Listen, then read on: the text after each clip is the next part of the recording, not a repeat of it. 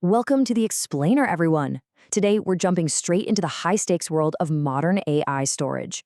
Specifically, we're unpacking Chapter 7 of a fantastic 15-part tutorial called Modern AI Storage and Architectural Guide.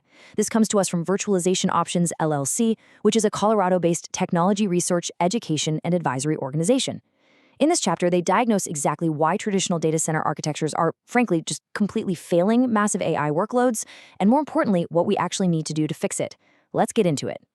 Let's start with a really startling number from the research, 30%. That is the typical GPU idle penalty you're going to see in a poorly designed AI storage environment. I mean, think about that for a second. It's like renting a fleet of multi-million-dollar supercars, but leaving them parked in the garage almost a third of the time, just because you can't pump gas fast enough to keep the engines running. That is exactly what happens when your immensely powerful processors are starved for data. They just sit there, doing absolutely nothing, literally burning through your budget.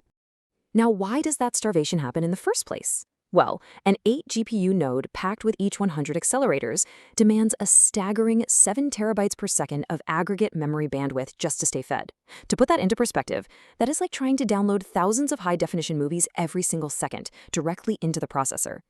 Even the absolute fastest traditional enterprise all-flash arrays, they only deliver a tiny fraction of that bandwidth to a single server. They just aren't built for this kind of fire hose. And that brings us to the compounding financial cost, which is huge.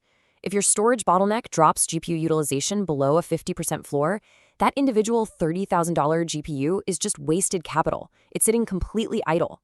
And you know it's never just one GPU, right? We're talking about entire clusters of them. So storage is no longer just a simple capacity consideration or some back-office IT concern. It is literally the absolute financial bottleneck to your return on investment in the AI space.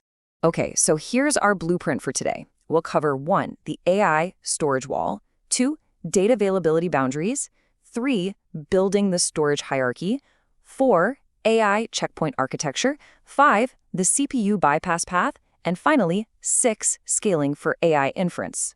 All right, Section 1, the AI storage wall. Traditional enterprise storage spent decades optimizing around transactional throughput, random IOPS, and just sheer capacity economics. It was built for databases where thousands of users are making these tiny random requests. But modern AI storage, it requires a total rethink. It demands sustained, sequential bandwidth at an incredible scale. AI doesn't want tiny pieces of data scattered everywhere. It wants massive blocks fed continuously to keep those expensive GPU clusters fully saturated. If you try to build an AI cluster with an enterprise storage mindset, I guarantee you're going to hit a performance wall immediately. Moving on to Section 2, data availability boundaries. The crucial point to grasp here is understanding exactly where your data needs to be at any given microsecond. At the very center of your compute architecture, you've got the ultra-fast 80GB GPU high-bandwidth memory, which operates in nanoseconds. From there, we step out to host DRAM buffers operating in microseconds, then further out to your parallel file systems or NVMe network operating in milliseconds, and finally, all the way out to massive object storage on the edge. The takeaway, if data has to jump from a millisecond tier when the GPU needs it in nanoseconds, your entire compute cycle stalls out while it waits. Okay, Section 3, building the storage hierarchy. We are no longer looking at that classic IT pyramid of, RAM down to SSD down to hard drive. Instead, the tutorial describes this dynamic, bidirectional pipeline made up of 5 to 7 distinct tiers. Data is constantly flowing up these tiers for training, ingestion, staging itself perfectly for the GPUs, while simultaneously flowing down for durability and archiving. And how do they do this without tripping over each other? Smart software management. It ensures every single tier is exposed simultaneously during an AI workload, working in total harmony so the compute layer literally never experiences a hiccup. But listen, there is a massive trap here. If you rely on cheaper QLC flash for your hot tier, you are asking for trouble. See, QLC drives use a small, ultra-fast SLC buffer to handle incoming writes, but massive checkpoint writes can completely exhaust that fast SLC buffer. And when that happens, you hit the dreaded write cliff. You literally fall off the edge of the fast storage into the incredibly slow bulk storage underneath. Your performance suddenly plummets by a factor of 10, and it brings your multi-million-dollar training cluster to an absolute grinding halt. Which brings us nicely to Section 4, AI checkpoint architecture. A single training run can easily consume hundreds of terabytes of checkpoints just to save the model's exact state at a specific moment. This maps to a really crucial 4-step pipeline. It starts with a trigger. then moves into in-memory serialization over in the host DRAM, where the data gets efficiently packaged up before writing.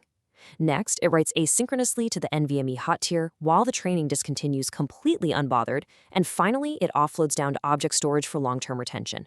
This specific architecture, asynchronous tiered checkpointing, is brilliant. It resolves a massive operational tension. It lets you save frequently for resilience in case of a hardware failure while still maintaining high training throughput. In the industry, we call this maximizing good put.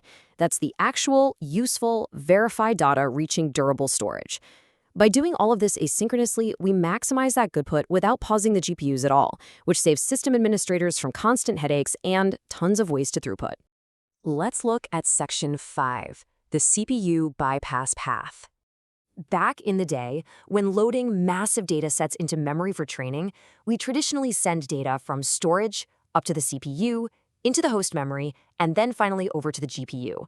But the CPU is honestly a terrible middleman for this specific type of data.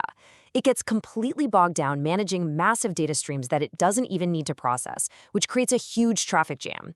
By implementing a CPU bypass, we just remove the host processor and host memory entirely. That eliminates huge latency penalties and frees up the CPU to do actual useful tasks. By establishing this direct path, we decouple the storage from the host limitations. We're cutting out the middleman entirely, streaming the data directly from the NVMe storage straight into the ravenous GPU architecture. And let's be clear, this isn't just a nice-to-have optimization anymore. It is a fundamental, non-negotiable requirement for modern data ingestion. You have to do this to ensure your compute engines are never, ever left waiting. All right, our final section, number 6, scaling for AI inference.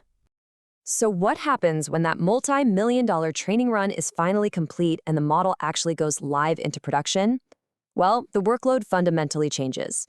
Suddenly, the massive batch-oriented training architecture we just spent all this time discussing, it becomes entirely the wrong tool for the job.